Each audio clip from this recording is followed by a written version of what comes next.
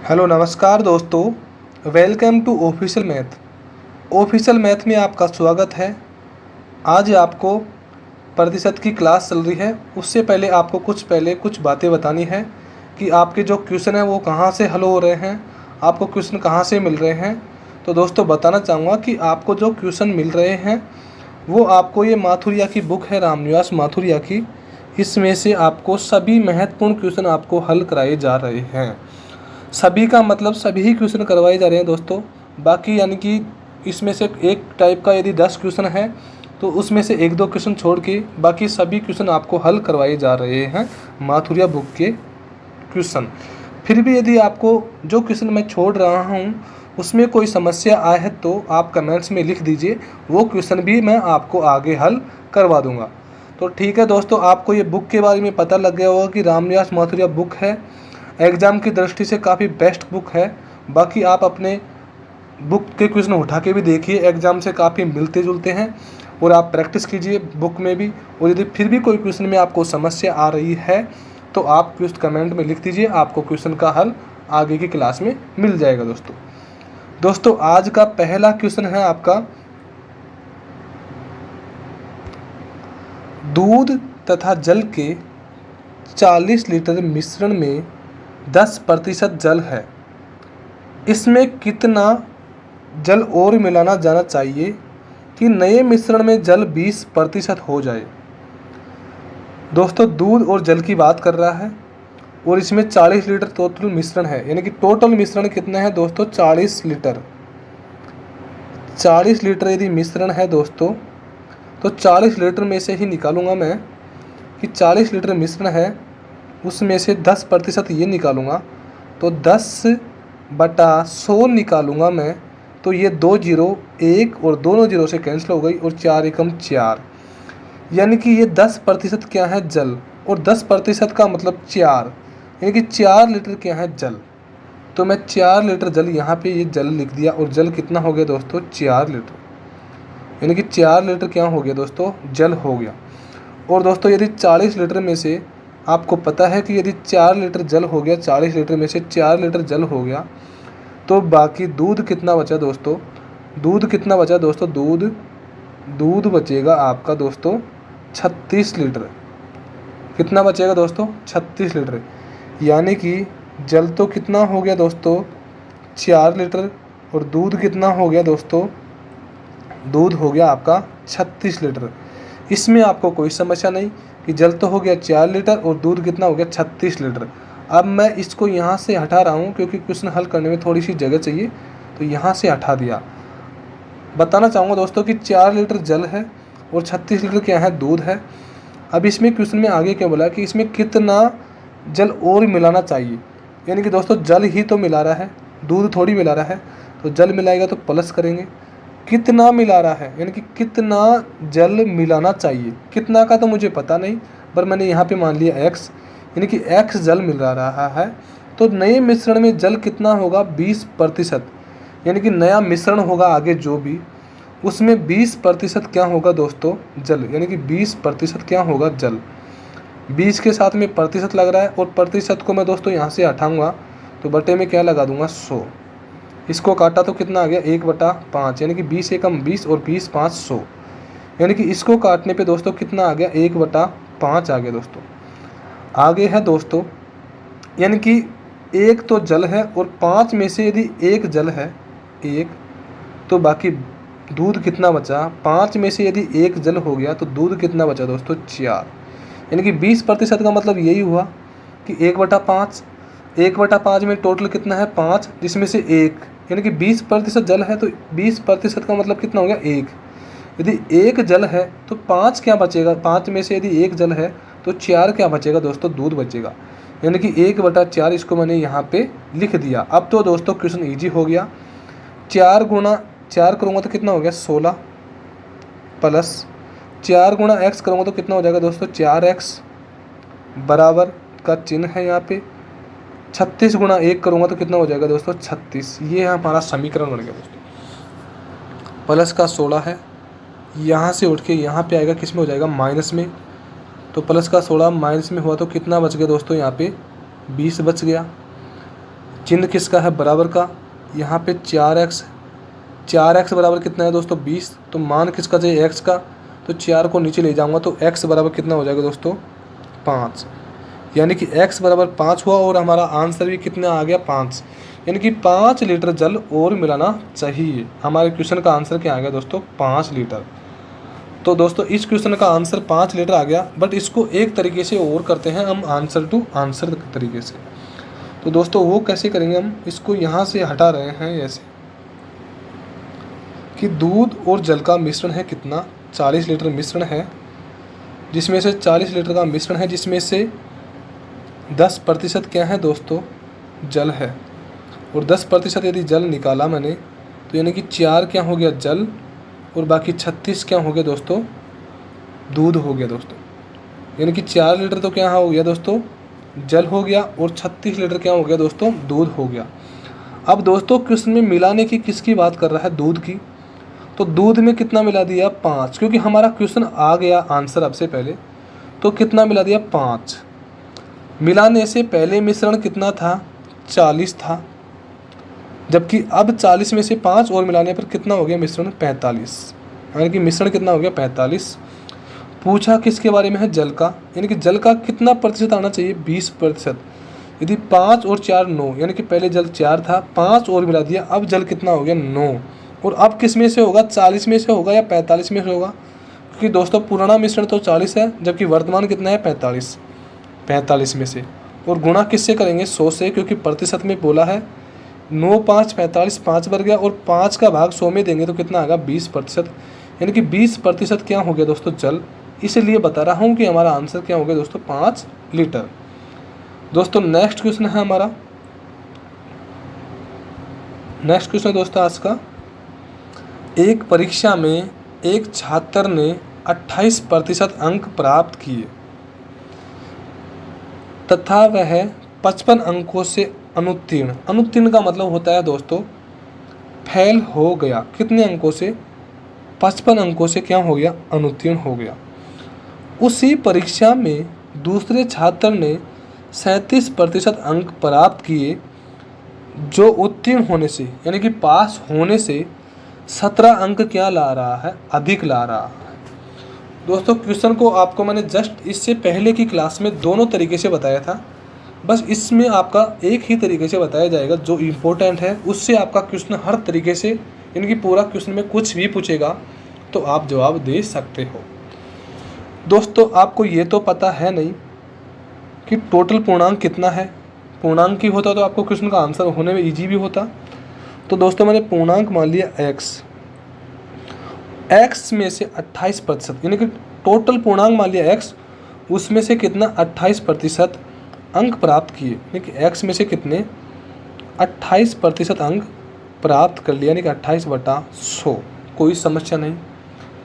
तथा वह 55 अंकों से क्या हो गया अनुत्तीर्ण यानी कि फेल हो गया, यानी कि 55 अंकों से क्या हो गया दोस्तों फेल हो गया। दोस्तों 55 अंकों से यदि फेल हो गया तो मेरे को क्या करना है, इसको पास करना है। पास करना है तो 55 अंक जोड़ दूँ बराबर कर। दूसरी कंडीशन में भी मैंने पूर्णांक को मान लिया x, क्योंकि x ही मानूंगा समान ही होगा पूर्णांक, तो पूर्णांक अलग अलग थोड़ी होगा उसी एग्जाम में, यानी कि एक ही एग्जाम की बात कर रहा है दोस्तों, तो पूर्णांक तो समान होगा दोनों का। तो आगे बोला है कि उसी परीक्षा में दूसरे छात्र ने 37% अंक प्राप्त किए, यानी कि पूर्णांक x है उसमें से कितना 37% अंक प्राप्त किए,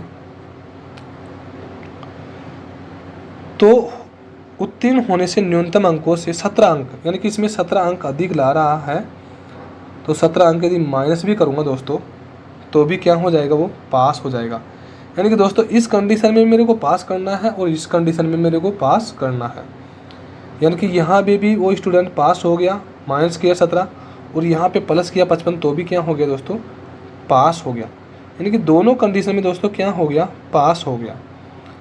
आगे है दोस्तों, अब क्वेश्चन में जो भी पूछा है, यानी कि पूछा क्या है उत्तीर्णांक, यानी कि पास होने के लिए क्या अंक चाहिए।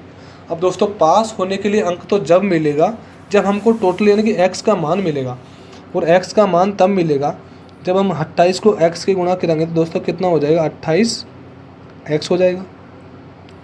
चिन्ह है बीच में प्लस का तो प्लस लगा दिया, 55 गुणा 100 करेंगे तो कितना हो जाएगा दोस्तों 5500, यानी कि 5500। ठीक है, आगे चिन्ह है दोस्तों बराबर का। 37 गुणा x करूँगा तो 37x। चिन्ह किसका है, माइनस का। 37 गुणा 100 करूँगा तो दोस्तों कितना हो जाएगा 3700। ये है हमारा समीकरण बन गया। और यहाँ पे थोड़ा सा ये 28 है x, ये थोड़ा ऊंचा लग रहा है तो इसको मैं नीचे कर दूंगा। तो इसको 28x को मैंने यहाँ पे नीचे लिख दिया 28x।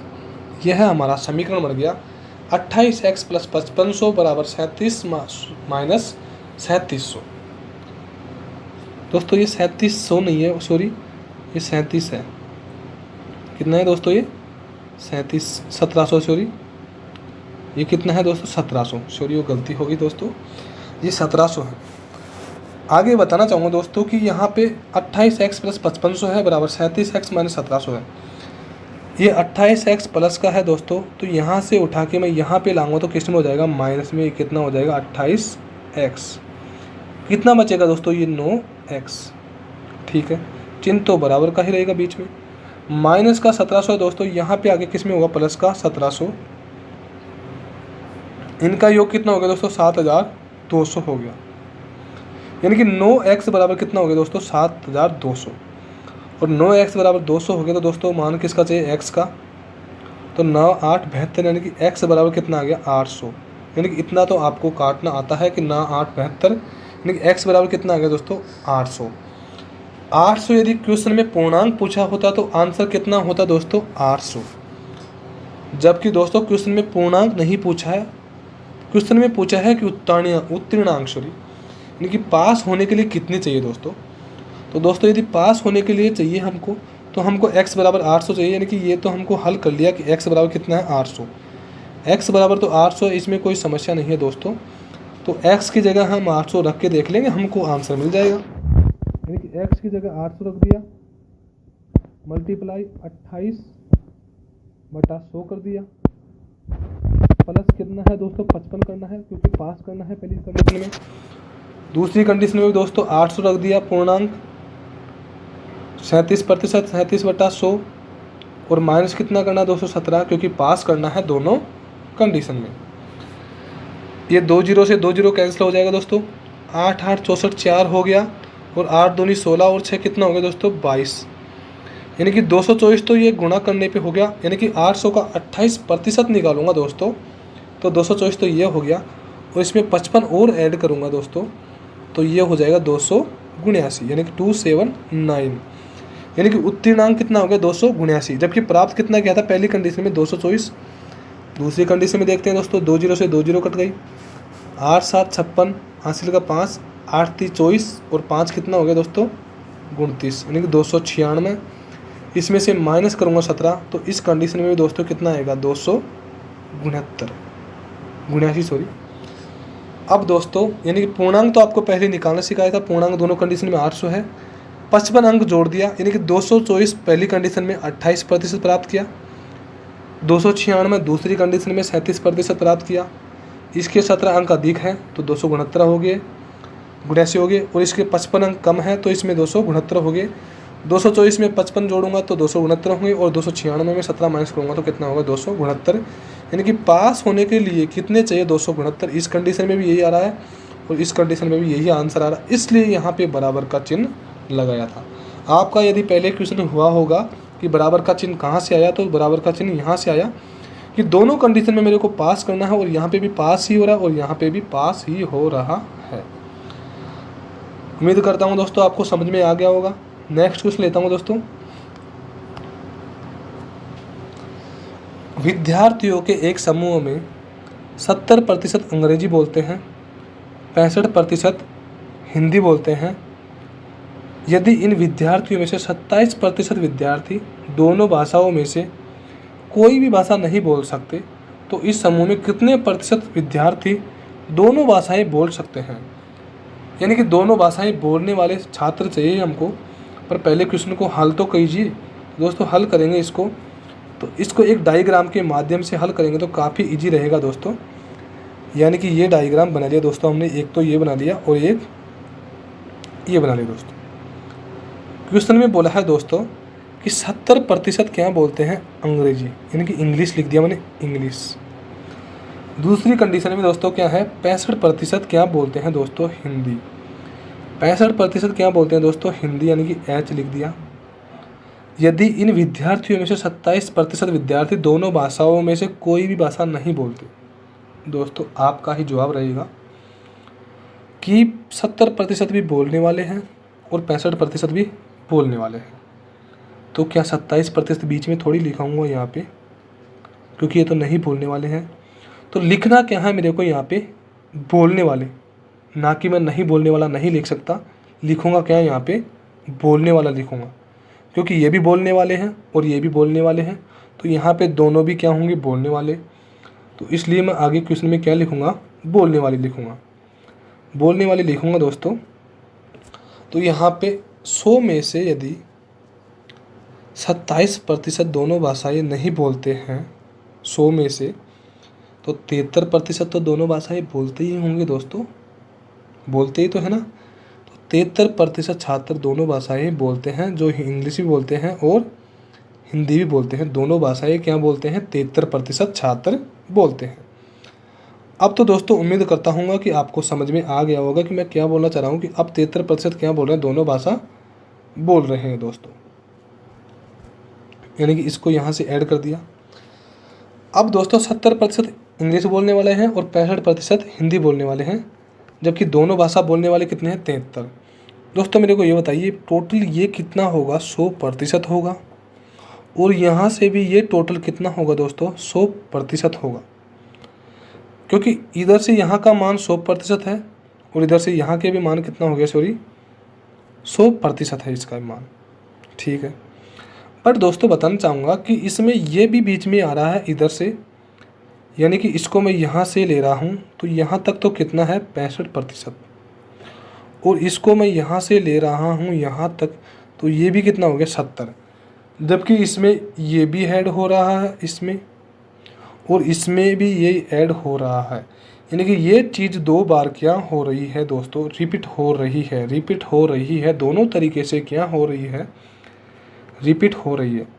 इसलिए दोस्तों एक कंडीशन में मैं 73 को माइनस करूँगा तो हमारा क्वेश्चन इजी हो जाएगा, यानी कि 70% बोलने वाले हैं प्लस 65% भी हिंदी बोलने वाले हैं, माइनस 73% रिपीट करने के कारण इनको मैं माइनस कर रहा हूँ, यानी कि रिपीट करने के कारण मैं इसको माइनस कर रहा हूँ।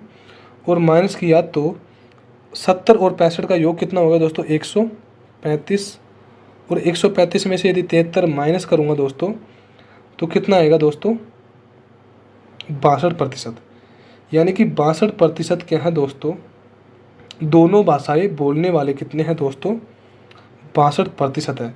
तो हमारे क्वेश्चन का दोस्तों इजीली आंसर क्या आ गया दोस्तों, 62% हमारे क्वेश्चन का आंसर आ गया कि बोलने वाले कितने हैं, 62%।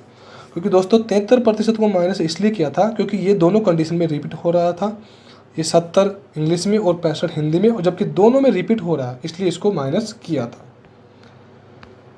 नेक्स्ट क्वेश्चन है दोस्तों, किसी परीक्षा में 30% छात्र हिंदी बोलते हैं। सेम वही क्वेश्चन है दोस्तों, उसी तरीके का, ओनली संख्या चयन है। क्वेश्चन में बोला है कि किसी परीक्षा में 30% छात्र हिंदी बोलते हैं तथा 25% छात्र क्या बोलते हैं दोस्तों, विज्ञान बोलते हैं दोस्तों। देखते हैं दोस्तों, सॉरी बोलने की बात नहीं दोस्तों, इसमें 30% छात्र, 30 लिख दिया, कौन सी सब्जेक्ट है दोस्तों, हिंदी, और 25% क्या है दोस्तों, साइंस यानी कि विज्ञान है, तथा दोनों विषय में 10% छात्र क्या होंगे, फेल। दोस्तों इसमें बोलने की बात नहीं है, फेल होने की बात है। और फेल कितने हो रहे हैं दोस्तों, 10%। ये 30% भी दोस्तों फेल होने वाले हैं, 10% भी फेल होने वाले हैं, और 25% भी क्या हुआ है दोस्तों, फेल होने वाले हैं। यानी कि चीज़ को सेम इक्वल रखना होगा तभी तो होगा, यानी कि यहाँ पे 100 में से यदि 10 माइनस करूँगा, 90% लिखूँगा तो सही नहीं होगा, क्योंकि वो पास होने वाले हैं। जबकि 30% भी दोस्तों फेल होने वाले हैं, 25% छात्र विज्ञान में फेल होने वाले हैं, तथा 10% दोनों विषय में क्या है दोस्तों, फेल होने वाले हैं। यानी कि क्वेश्चन में दोस्तों पूरी कंडीशन में क्या हो रहा है, फेल ही फेल हो रहा है। क्या हो रहा है दोस्तों, फेल की ही बात कर रहा है। अब दोस्तों 30 यानी कि यहाँ से ये टोटल कितना हो गया 100, जिसमें से दोस्तों यहाँ तक कितना हो गया, यहाँ तक 30 हो गया, यानी कि 10 इसमें रिपीट हो गया। बिल्कुल क्लियर है। उसी कंडीशन में ये कितना हो गया दोस्तों 25 यहाँ तक, जिसमें ये 10 भी रिपीट हो गया, यानी कि 10 दो बार रिपीट हो रहा है। 2 बार 10 रिपीट होने के कारण मैं 10 को ओनली एक बार ही लूँगा। इसलिए दोस्तों 10 को मैं एक बार लेने के कारण 30% मैंने प्लस कर दिया, उसके बाद में 25% को मैंने प्लस कर दिया और 10% को वन टाइम माइनस कर दिया। तो जितने भी फेल होंगे वो मेरे सामने आ जाएंगे। 30 और 25 का योग दोस्तों 55 होगा और 55 में से 10% यदि माइनस करूँगा कितना बचेगा दोस्तों 45%। यानी कि 45% दोनों विषय में क्या हो रहे हैं दोस्तों, फेल हो रहे हैं अभी दोनों विषय में। जबकि क्वेश्चन में क्या पूछा है, कितने प्रतिशत छात्र उत्तीर्ण यानी कि पास हुए। 100 में से दोस्तों यदि 45% छात्र फेल हो गए तो पास होने वालों की संख्या आप क्लियर बता दोगे कि कितनी होगी दोस्तों 55%। हमारे क्वेश्चन का आंसर इजीली कितना हो गया 55%। नेक्स्ट क्वेश्चन है दोस्तों, कृष्ण मूर्ति प्रति मास 15,000 रुपये कमाता है। कमाने का मतलब दोस्तों ये क्या हो गई, आय हो गई, यानी कि कमाता कितना है 15,000 रुपये। इसका खर्च 80% खर्च करता है, यानी कि 15,000 रुपये जो भी है इसका खर्च कितना करता है दोस्तों, 15,000 का दोस्तों खर्च कितना करता है दोस्तों 80%, यानी कि क्या कर रहा है खर्च। और खर्च कितना कर रहा है दोस्तों 80%। 80% खर्च करता है। वेतन में संशोधन के कारण उसकी मासिक आय में 20% की क्या हो गई, वृद्धि हो गई। किंतु वस्तुओं के मूल्य में बढ़ जाने से उसे अब 20% अधिक खर्च करना पड़ा, तो उसकी नई बचत क्या होगी। क्वेश्चन को पूरा पढ़ लिया दोस्तों। अब क्वेश्चन को हम स्टार्ट करते हैं। यानी कि 15,000 है टोटल कुल आय। आय की जगह मैंने आय लग दी, खर्च की जगह खर्च लिखूंगा और बचत की जगह क्या लिखूंगा दोस्तों, मैं बचत लिखूंगा। टाइम के हिसाब से आगे लिखूंगा। अभी क्वेश्चन में इतना नहीं बोला है, जो बोला है वही करता हूँ। और इसकी 80% खर्च करता है, यानी कि जो आय है 15,000 इसका 80% क्या करता है दोस्तों, खर्च करता है, यानी कि 80/100। अब आपको प्रतिशत में 80/100 लिखने में कोई समस्या नहीं आएगी, क्योंकि आप प्रतिशत हटाओगे तो 100 से बटा करोगे। ये 2 जीरो से 2 जीरो कट गए दोस्तों, 1 और 2 जीरो यहाँ पे मैंने ले ली पहले से, और 15 गुणा 8 करूँगा तो 120 हो जाएगा। यानी कि 12,000 रुपये क्या करता है दोस्तों, वो खर्च करता है। दोस्तों 15,000 रुपये में से यदि 12,000 रुपये खर्च करता है तो कितना बचाता है, आप इजीली बता दोगे कि कितना बचाता है दोस्तों। 3,000 रुपये क्या करता है दोस्तों, बचत करता है। यहाँ तक कोई इश्यू हो तो बताइए दोस्तों कि आय 15,000 रुपये, 12,000 रुपये खर्च करता है, तो 3,000 रुपये क्या कर रहा है दोस्तों, बचत कर रहा है। आय खर्च बचत, कोई समस्या नहीं है दोस्तों। आप ठीक। आगे बोला है दोस्तों, यदि वेतन में संशोधन के कारण इसकी मासिक आय में 20% की क्या हुई दोस्तों, वृद्धि होगी। यानी कि आय उसकी 15,000 है, उसमें 20% की वृद्धि, यानी कि 20% की वृद्धि यानी कि 120 कर दी। यानी कि 100 उसकी आय थी पहले, उसमें 20% की क्या कर रहा है, वृद्धि की, तो 120 हो गई। फिर 2 जीरो से 2 जीरो गई दोस्तों, 1 जीरो तो यहाँ से ले लीजिए और 1 यहाँ से ले ली, यानी कि जीरो का सिस्टम हटा दिया। 12 5 60, जीरो आ गया, हासिल का 6, 12 1 12 और 6 कितना हो गया दोस्तों 18,000। यानी कि वेतन में संशोधन के कारण पहले आय 15,000 थी, तो अब कितनी है दोस्तों 18,000। पहले आय 15,000 थी तो अब कितनी है दोस्तों 18,000। यानी कि अब आय कितनी हो गई 18,000, जबकि पहले कितनी थी दोस्तों 15,000। दोस्तों 15,000 में से बढ़ के कितनी हो गई दोस्तों 18,000। आय कितनी हो गई अब 18,000। ठीक। आगे है, किंतु वस्तु के मूल्य बढ़ जाने से उसे अब 20% अधिक खर्च करना पड़ा। यानी कि जहाँ पे पहले 12,000 रुपये खर्च कर रहा था उससे 20% अधिक, यानी कि 120। बटा 100। 2 जीरो से 2 जीरो कट गई, 1 और 2 जीरो यहाँ पे उतार ली और 12 गुणा 12 करेंगे तो 144। यानी कि पहले यदि खर्च 12,000 रुपये कर रहा था तो अब कितना कर रहा है? 14,400। कितना कर रहा है दोस्तों? 14,400 खर्च कर रहा है। तो दोस्तों अब क्वेश्चन में क्या पूछा है ओनली वो देखिए। क्वेश्चन में पूछा है दोस्तों, तो उसकी नई बचत क्या होगी? इतनी इजी बात पूछिए दोस्तों। 15,000 रुपये कमाता है, 12,000 रुपये खर्च करता है, 3,000 रुपये बचा। दूसरी कंडीशन में 18,000 रुपये कमाता है, 14,400 रुपये खर्च करता है, तो 3,600 रुपये ही तो बचत होगी ना दोस्तों। तो आंसर सीधा सा कितना आ गया? 3,600, क्योंकि इसमें से यह माइनस करूँगा, आय में से यदि खर्च माइनस करूँगा तो बचत आएगा, आय में से यदि खर्च माइनस किया तो क्या आ गया दोस्तों? बचत आ गया। तो दोस्तों हमारे क्वेश्चन का आंसर कितना हो गया दोस्तों? 3600 हो गया। अब दोस्तों आपको एक थोड़ा सा इश्यू आ रहा होगा, वो आपको इस क्वेश्चन में अभी थोड़ा सा आगे बता रहा हूँ। देखिए कि दोस्तों 15,000 आय है, इसमें 20% की वृद्धि की आय में, तो 120 क्यों लिखा? तो दोस्तों 100 है आय, इसमें 20% की वृद्धि कर दी तो कितना हो गया? 120 हो गया। यानी कि आय यदि 100 थी, इसमें से 20% की वृद्धि कर दी तो 120 हो गई, और 120 के साथ में प्रतिशत लग रहा था तो इसको हटाऊंगा तो बट्टे में क्या कर दूंगा दोस्तों? 100। इसलिए 120 बटा 100 किया। यदि 20% वृद्धि की जगह 20% कमी बोला होता दोस्तों यहाँ पे क्वेश्चन में, तो कमी भी यहीं पे होती कि 80 बटा 100, क्योंकि कमी भी यहीं पे होती और वृद्धि भी यहीं पे होती है। इसलिए दोस्तों आपको ये इश्यू नहीं आ रहा होगा कि कमी और वृद्धि। आपको यदि इश्यू आ रहा है तो आपको अब समझ में आ गया होगा। नेक्स्ट क्वेश्चन लेते हैं दोस्तों। ए का वेतन बी के वेतन का 40% है। दोस्तों ए है, बी है और सी है। इसमें आपको अनुपात से रिलेटेड भी थोड़ा सा क्वेश्चन मिलेगा, बट आपको पूरी बातें अनुपात में मिल जाएगी। अभी कुछ इसमें यहीं पे क्वेश्चन में मिलेगी।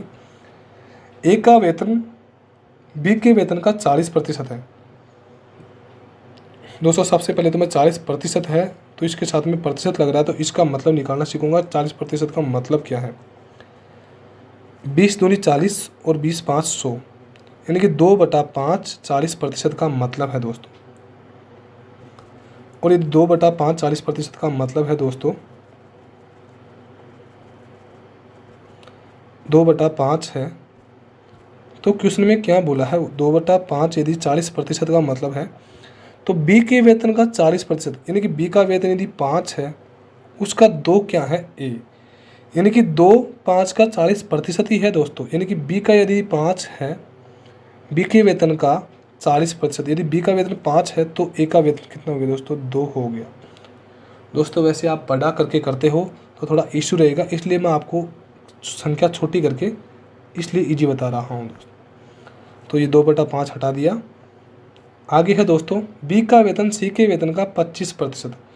दोस्तों 25% का मतलब 25/100, यानी कि 1/4, यानी कि सी का वेतन यदि 4 है, सी के वेतन का 25%, यानी कि सी का वेतन 4 है तो उसका एक क्या हो गया? ए का वेतन, सॉरी बी का वेतन।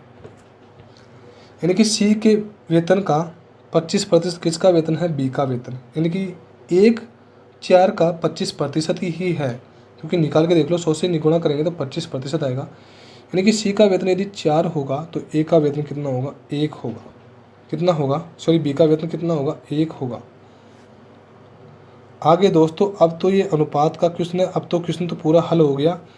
अब तो ओनली इसमें अनुपात करना है, और अनुपात में आपको यानी कि साथ में है तो ये अनुपात हो गया, ये भी अनुपात हो गया, ये भी अनुपात है और ये भी क्या होगा? अनुपात। और अनुपात है तो ये प्लॉट में जगह खाली है तो किसका हक होगा? 1 का, तो यहाँ पे 1 लिख दिया। यहाँ पे जगह खाली है तो किसका हक होगा? 5 का होगा। गुणा करेंगे 2 एकम 2, 2 आ गया, 5 एकम 5, 5 आ गया, और 5 चौका 20, 20 आ गया। 2 5 20 अनुपात आ गया। अब क्वेश्चन में क्या पूछा है बता दीजिए। ए का वेतन सी के वेतन का, ए का वेतन कितना है? 2 बटा सी के वेतन का यानी कि 20 का कितना प्रतिशत, यानी कि 100 कर देंगे। 20 5 100, 5 बार गया और 5 दूनी 10, यानी कि कितना प्रतिशत आंसर आ गया दोस्तों? 10% आंसर आ गया। यानी कि निकालना हमको थोड़ा सा हार्ड यही पड़ रहा था, और ये भी अब तो इतना हार्ड नहीं पड़ा क्योंकि आपको संख्या छोटी कर दी, ज़्यादा बड़ी नहीं की। नेक्स्ट क्वेश्चन लेते हैं दोस्तों। राम ने अपनी आय का 4% किसी चैरिटी को दान स्वरूप दिया तथा शेष का 10% एक बैंक में जमा कर दिया। यदि अब उसके पास 8,640 रुपये बचे तो उसकी आय क्या होगी? दोस्तों राम ने अपनी आय का 4% यानी कि 4% को दोस्तों मैं लिखूँगा, 4% को दोस्तों मैं लिखूँगा तो यहाँ पे 4% का मान लिखूँगा मैं, तो 4/100 लिख दिया मैंने, तो 1/25 आ गया, यानी कि 4 एकम 4 और 4 25 100। यानी कि यदि राम की आय 25 थी पहले, जिसमें से एक क्या कर दिया दोस्तों, दान दे दिया, तो कितनी बची दोस्तों? 24 बची। 4% किसी चैरिटी में दान दे दिया, यानी कि 25 का एक कितना हो गया? 4% हो गया। 25 में से यदि एक दान दे दिया तो कितना बचा दोस्तों? 24 बचा। तथा शेष का 10% एक बैंक में जमा कर दिया, यानी कि 10/100 यानी कि 1/10, यानी कि 10 है टोटल। 10 में से एक किस में जमा करा दिया? बैंक में, यानी कि एक किस में जमा करा दिया? बैंक में। कितना बचा? 9। आय देखा तो कितना हो गया? 225 गुणा 10 करेंगे तो कितना हो गया? 250, और 24 गुणा 9 करेंगे तो 216। यानी कि दोस्तों आय तो होगी 250, जबकि अब कितना बच रहा है? 216। जबकि दोस्तों अपने हिसाब से तो 216 बच रहे हैं, जबकि क्वेश्चन के हिसाब से कितने बच रहे हैं? 8,640। अपने हिसाब से कितने बच रहे हैं? 216। पूछा क्या है दोस्तों? उसकी आय। आय पूछा है तो यहाँ पे आय से गुणा कर देंगे। इसको यदि भाग देंगे तो कितना आएगा? 40, यानी कि कितनी बार जाएगा? 6 4 40, यानी कि 40 आ गया। ये यदि 40 आ गया, भाग देने पे यदि 40 आ गया, यहाँ पे 1 बराबर 40 आ गया, तो आय 250 बराबर क्या होगा? तो 250 से गुणा करूँगा मैं, तो यहाँ पे कितना हो जाएगा दोस्तों? 10,000। यानी कि राम की आय कितनी होगी दोस्तों? 10,000 हमारे क्वेश्चन का आंसर आ गया। यानी कि 8,640 के बराबर में 216 क्यों रखा दोस्तों? क्योंकि ये बचत है, और अपने क्वेश्चन के हिसाब से भी बचत कितनी है? 8,640। ये आय है, जो पूछा है उसको गुणा कर दिया, और जब दिया गया है उसको भाग कर दिया, तो यहाँ पे ये भाग कर दिया। नेक्स्ट क्वेश्चन है दोस्तों, बलवीर अपनी आय का 20% बच्चों की शिक्षा पर, यानी कि दोस्तों 20% का मतलब अब आपको याद करना ही होगा, 1/5 हो जाएगा। यानी कि 5 में से 1 वह बच्चों की शिक्षा पर, यानी कि 4 बचा। 5 में से 1 खर्च कर दिया, 5 आई है, 1 खर्च कर दिया, कितना बचा? 4 बचा। तथा शेष का 40% अपने भोजन पर, यानी कि 40/100 2/5 हो जाएगा इसका मतलब। यानी कि 5 में से 2 खर्च कर रहा है किस पे? भोजन पर, तो कितना बचा? 3 बचा। और थर्ड कंडीशन में शेष का 50% वह अपने बच्चों के कपड़ों पर, सॉरी अपने कपड़ों पर, यानी कि 1/2, क्योंकि 50% का मतलब कितना होगा दोस्तों? 1/2, यानी कि 2 में से 1 खर्च कर रहा है किसमें? कपड़ों में। 1 बचा। दोस्तों अब तो आपका क्वेश्चन ईजी हो गया। यानी कि करना दोस्तों आपको कुछ भी नहीं है, ओनली यहाँ पे इनका फ्रैक्शन देखनी है और आपको निकालना है। 5 है, यानी कि 20% का मतलब 1/5 हो गया। 5 में से 1 माइनस के 4 हो गया। 40% का मतलब 2/5 हो गया। 5 में से 2 माइनस के 3 आ गया।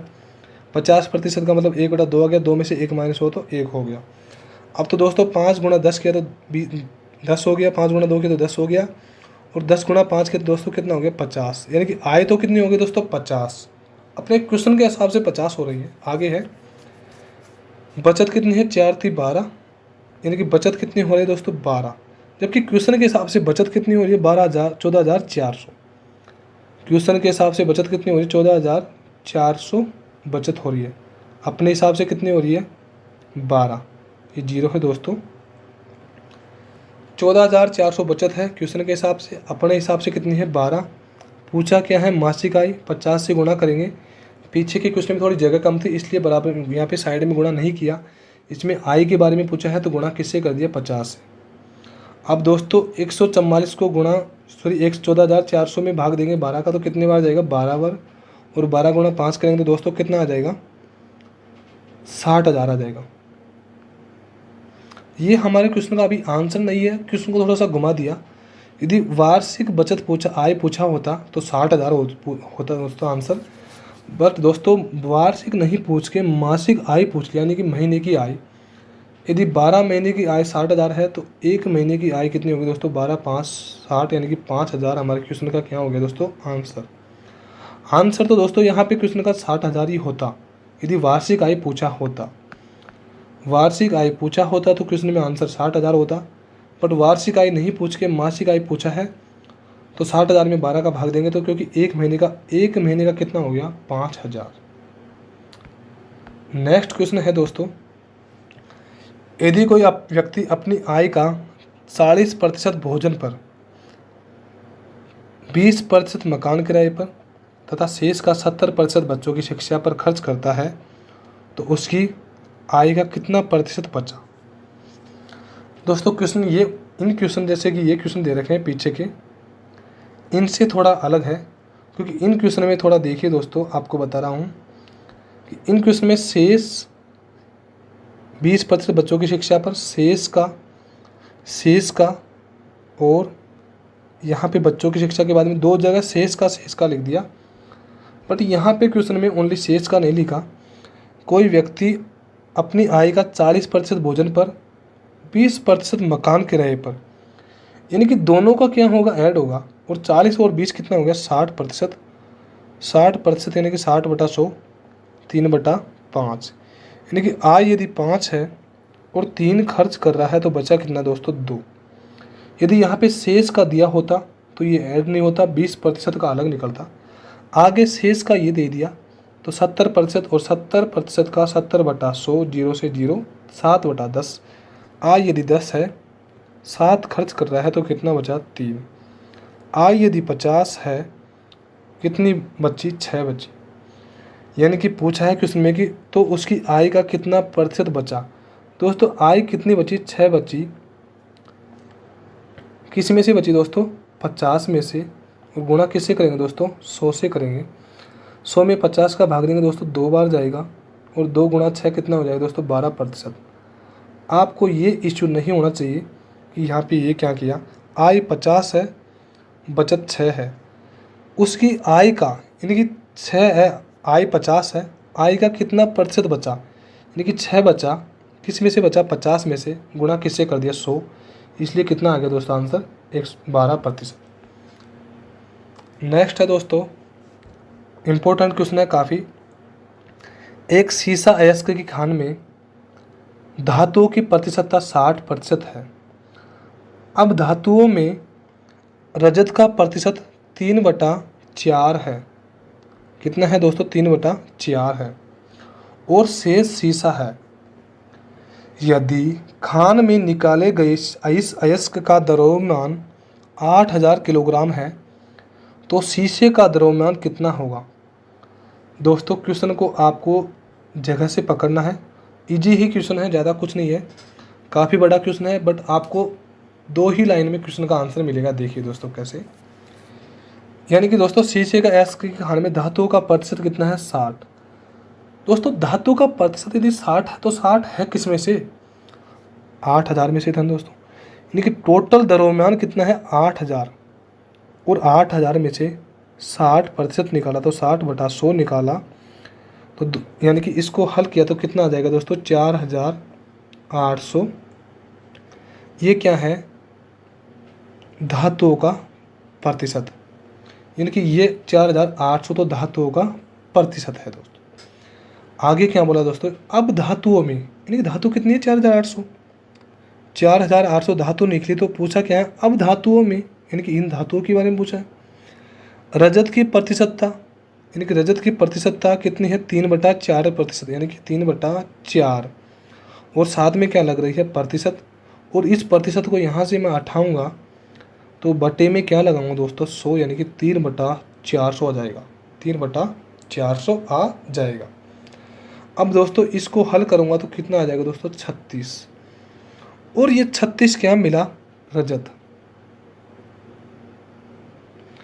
36 क्या है दोस्तों? रजत। 4800 में से 3/400 निकालूंगा, यानी कि 3/4% निकालूंगा, कितना बचेगा? 36। और 36 क्या बचा है? रजत। और शेष क्या है दोस्तों? सीसा। यानी कि 4800 में से 36 तो रजत है और शेष क्या बचा है? सीसा। यदि खान से निकाले गए इस अयस्क का द्रव्यमान 8000 है, ये तो पहले कर लिया था, तो शीशे का द्रव्यमान कितना होगा दोस्तों? यदि 4800 में से 3/4% निकाला तो रजत का प्रतिशत 36 आ गया, तो 36 माइनस किया मैंने, 36 माइनस किया दोस्तों मैंने यहाँ पे, तो कितना बचा? 4, 6, 7 और 4, यही तो बचेगा दोस्तों शीशा। यानी कि 36 यदि रजत है तो 4764 क्या होगा दोस्तों? शीशा होगा। क्या होगा दोस्तों? शीशा। कितना होगा? 4764। कितना बड़ा क्वेश्चन था, कितना इजी हो गया दोस्तों। देखिए इसको वापस रिपीट करता हूँ दोस्तों क्वेश्चन को, क्योंकि काफ़ी इम्पोर्टेंट क्वेश्चन है दोस्तों ये। क्वेश्चन में बोला है दोस्तों कि टोटल 8000 किलोग्राम है, जिसका 60% यानी कि 60/100 निकाला तो कितना आ गया? 4800। यानी कि 4800 क्या है? धातुओं में धातु है, धातुओं का प्रतिशत है। कितना? 4800। और इस 48 का कितना, यानी कि धातुओं में से, यानी कि 4800 में से 3/4% लग रहा है, तो 400 हो जाएगा, बराबर रजत। ये रजत कितना आएगा दोस्तों? 36। और यदि 4800 में से 36 यदि रजत हो गया तो माइनस किया 36, तो कितना बचा? 4764। ये क्या हो गया दोस्तों? सीसा हो गया। क्योंकि धातुओं में से रजत का माइनस कर दूंगा तो बचेगा जो सीसा ही तो बचेगा। तो हमारे क्वेश्चन का आंसर सीसा कितना आ गया? 4764। उम्मीद करता हूँ दोस्तों आपको क्वेश्चनों में कोई समस्या नहीं रही होगी दोस्तों। फिर भी आपको यदि क्वेश्चन संबंधित कोई समस्या है तो आप थोड़ा सा कमेंट्स में लिख दीजिए, आपको क्वेश्चन नेक्स्ट डे ज़रूर मिलेगा दोस्तों। थैंक यू दोस्तों, धन्यवाद दोस्तों।